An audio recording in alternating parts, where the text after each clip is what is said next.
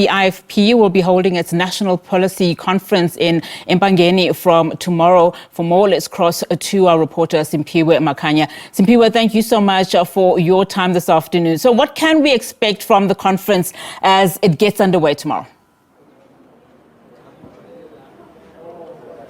Indeed, about 500 delegates from across the country are expected to be in attendance here as the Inkatha Freedom Party charts a way forward in terms of what is going to be, the policies of this political party, which is eyeing the, province of KwaZulu-Natal in particular, having been doing well in the by-elections that have been held in this particular province, having gained, or rather about more than 13 by-elections from the ANC.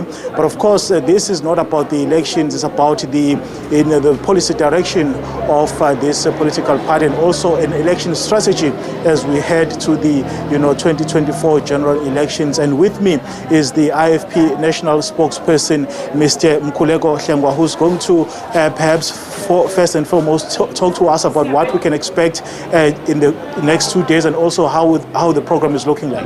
Nguni, thank you very much. Well, we are all systems go for this National Policy Conference of the IFP, which is a culmination of extensive consultation with the structures and industry experts in some of the key areas. There are 7 work streams which have been put together, and therefore there will be 7 commissions doing the work over the next few days. We're expecting a conference workshop this evening to orientate all the delegates in terms of what will be happening. The top 7 will be with us around 4 o'clock, 5 o'clock this afternoon for their briefing by the conference team. The SG is already here, and we are expecting the president of the IFP, to officially open the program and the conference tomorrow morning, where he will set the scene, not just about the policy direction, but also the state of the country, to ensure that we take decisions and a policy direction that is responsive to the daily lived conditions of South Africans. Above and beyond that, of course, is that then the commissions will do the work that they are expected to be doing in commissions, and then on Wednesday will be plenary report backs on the final drafts, which will then serve before the National Council, which is the highest decision-making body, in January 2024. All of this is to ensure that we are manifesto ready, because we are presenting our manifesto in March 2024. We are really coming to this conference with an outlook of ensuring that we present a solid policy direction, but importantly one that is an alternative to the failures that are there. You have a political party in power that said they are ready to govern in 1993. 30 years later, what we have witnessed is that it's not that they are not ready to govern, they are not fit to govern as well. So we owe it then to the electorate to take them into our confidence, to ensure that we respond to the plight of the people. First policy conference in about 15 years, and also first gathering of this nature in terms of the size without the founding president of the Inkatha Freedom Party, that's the late Prince Mangosuthu Buthelezi. One wonders, Mr. Hlengwa, in terms of where the party sees itself in the broader politics, not just of the province, but also of South Africa. What is the IFP going to do to ensure that it unlocks the full potential in terms of it, being represented largely in the National Assembly, not just here in the province of KwaZulu-Natal? Well, let's start with the 15 years. What the decision taken by the party was that the policy review process over the past 15 years has been undertaken by the National Campaign Committee. So there have been policy reviews since the last conference in between, but a decision was taken that let us open it up again to the structures of the party to the extent to which we are doing with this conference. Secondly, the IFP is a party at work.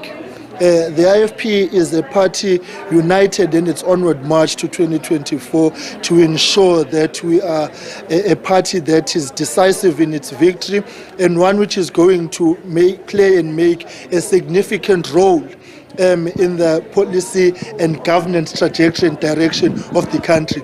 What is clear now and will be evident in 2024 is that there is no governance outlook without the IFP. There's no national discussion about the country without the IFP. So the work that you have seen us do, membership drive, looking at the branches of the party. I mean, the SG has just reported to the NEC that we've got over 800 branches that are ready for inauguration. So as we inaugurate, more branches are coming in, and we are a party that is growing, and we are a party that is strategically positioned as the credible and viable alternative. So we are putting in the work, and I think that what is evident about our onward march and our trajectory is that all of a sudden we have become the center of attention of people who had not considered us to be a factor. There's a new obsession about the IFP. You've got leaders of political parties who can't sit down without talking about the IFP. So what is clear is that you do not talk about what is not relevant. So we are a center of discussion because we are part and parcel of the new direction of the party.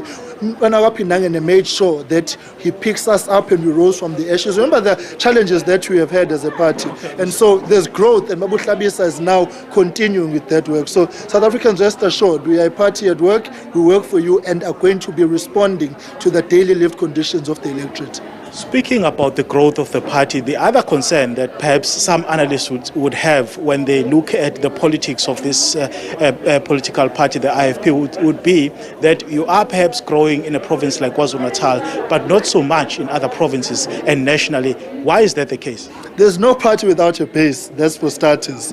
And we are a party that is coming back from major setbacks, from splinter parties which derailed our outlook and our focus, and we had to go back to basics and consolidate the base. So it's elementary that KwaZulu-Natal in large part would be a focus, but parallel to that has been the concerted effort of the National Executive to ensure that the work of the party continues in other provinces. And so there are strong teams that have been deployed to various provinces, and those delegates will be here today. Earlier on, in fact, I had a brief discussion with the delegation from the Mpumalanga province, and you will remember that we launched our voter registration campaign in Mpumalanga, amongst others, to test whether the work that we were doing there is gaining traction. So what is a comfort to the IFP is that we are seeing a return on investment in the work that we are doing with the teams in the Free State. In Mpumalanga, Gauteng obviously is our second strongest province, and the efforts that are currently at play in Northwest and in Limpopo. We're quite happy as well that the national organizer has been leading work with the Youth Brigade in the Eastern Cape, and so the national expansion program is running parallel to the consolidation of the base, because we want this province. That one, there's no illusions about that our want for KwaZulu-Natal is running parallel to a national program, and that is why we are saying we are going to be a factor, a major factor in 2024. And so to ignore the IFP, to undermine the IFP, you are doing so at your own peril, and this is to our detractors, because we as a party are confident, but that confidence is backed up by the work that we are putting in. And so the assurance we are giving South Africans is that the IFP in its unity is a party at work with a clear focus on what needs to be done and with a clear focus on 2024. Coming back to what we are expecting in the next 2 days, of course, we saw the IFP voting against the motion of closing the Israeli embassy here in the country during that vote, which was proposed by the economic freedom fighters in Parliament. Why was that the case? Thank you very much for this opportunity. There's confusion about this matter. South Africa has positioned itself as a strategic partner for negotiation in the international processes that are currently at play. And as you can see, what is the efforts being led by Qatar and Egypt yielding results insofar as ceasefires, insofar as the release of hostages is concerned.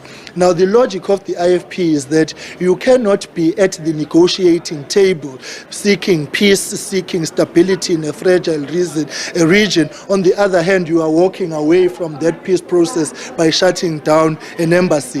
The hallmark of international diplomacy is representation. It means you speak with people that you disagree with. It means that you forge relations. It means that you forge alliances. Now, Israel is party, the central element of what is currently going on between Israel and Palestine. Therefore, it would be foolhardy to then want to walk away from the peace process by maligning another party.